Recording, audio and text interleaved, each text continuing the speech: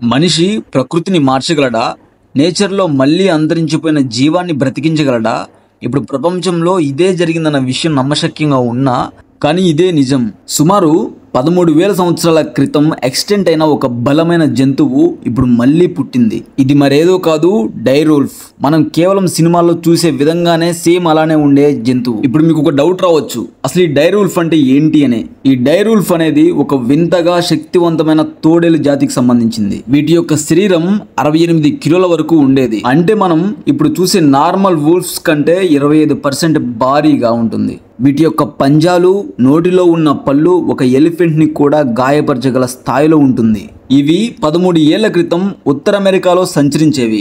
మరింత ఆసక్తికరమైన విషయం ఏంటంటే ఈ డైర్ వుల్ఫ్లు ఎక్కువగా గుంపుగా వేటాడేవి. అంటే ఒక బ్యాచ్ గా రావడం, టార్గెట్ దేన్నైనా సరే దాన్ని విత్తే పడేయడం. మరీ అంత బలంగా ఉండే ఇవి క్లైమేట్ మార్పుల వలనో లేక మానవ హస్తక్షేపం వల్లనో ఇవన్నీ కూడా అంతరించిపోయాయి. మరి ఈ అంతరించిపోయిన డైర్ వుల్ఫ్లు మళ్ళీ పుట్టాయి అంటే మీరు నమ్ముతారా? ఖచ్చితంగా నమ్మాలి.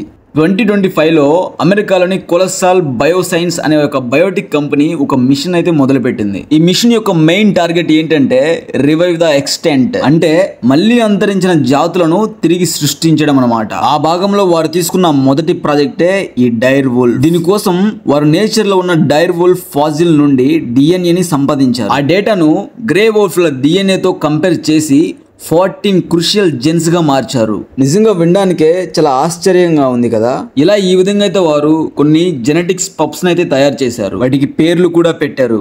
రోముల్స్ అండ్ రేముస్ అనేవి 2 మేల్ డైర్ వుల్ఫ్స్, అలాగే ఇంకోటి కలిసి, ఇది ఒక ఫీమేల్. ఇవి కేవలం చిన్నవే అయినా వాటి యొక్క ఆకృతి, చూపు, బాడీ స్ట్రక్చర్ అంతా కూడా డైర్ వుల్ఫ్లను పోలి ఉంటుంది. ఇది నిజంగా ఒక శాస్త్రీయ అద్భుతం అనేసి చెప్పుకోవాలి మనం. అయితే కొంతమంది ఈ ప్రాజెక్టు పై విమర్శలు చేస్తున్నారు. ఇది డైర్ వుల్ఫ్ కాదు, గ్రే వుల్ఫ్ మోడిఫై చేసిన కొంత జీవం మాత్రమే అనేసి అంటున్నారు. ఇంకా చాలా అంటున్నారు. మనం ఎక్స్టెంట్ అయిన జంతువులను మళ్ళీ బ్రతికించాలా? ఇది విజ్ఞాన శాస్త్ర విజయమా లేక ప్రకృతిపై మనం జోక్యం చేసుకుంటున్నామా? ఒకవేళ అలాంటివి మళ్ళీ బ్రతికితే అవి మన పర్యావరణాన్ని ఎలా ప్రభావితం చేస్తాయో ఎవ్వరికీ అర్థం కాదు. ఆ జీవులు ఎలాగైనా అన్కంట్రోలబుల్ అయ్యే అవకాశం ఉంది. దీంతో పర్యావరణ వ్యవస్థ మొత్తం బ్యాలెన్స్ తప్పిపోవచ్చు. ఇక డైర్ వుల్ఫ్ లాంటి గొప్ప ప్రెడేటర్ ని కనుక తిరిగి తీసుకొస్తే ప్రజెంట్ ఇప్పుడున్న చిన్న చిన్న జీవజాతులకు చాలా ప్రమాదం అవుతుంది. మరి కొంతమంది శాస్త్రవేత్తలు దీన్ని ఇలా కూడా అంటున్నారు, డి ఎక్స్టెన్షన్ రెవల్యూషన్ అని పిలుస్తున్నారు. అంటే ఎక్స్టెండ్ అయిన డూడు బర్డ్, ఉల్లి మమ్మూత్, సబేర్ టూత్ టైగర్ లాంటి జంతువులను తిరిగి సృష్టించడానికి ఇదే మొదటడుగు అంటున్నారు. ఈ సంఘటన మనకు ఒక బిగ్ లెసన్ చెబుతుంది. మనిషి తన విజ్ఞానంతో ఏమైనా చేయగలడు, కానీ ఏది చేయాలో ఏది చేయకూడదో నిర్ణయించుకునే బాధ్యత కూడా అతనిదే.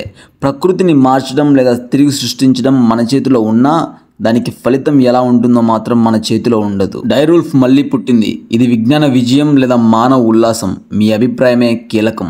ఈ వీడియో మీకు నచ్చితే మన మారి అప్డేటర్ ఛానల్ని సబ్స్క్రైబ్ చేసుకోండి. మరింత అద్భుతమైన ప్రపంచ రహస్యాలను మీ ముందుకు తీసుకురావడానికి నాకు సపోర్ట్ చేయండి.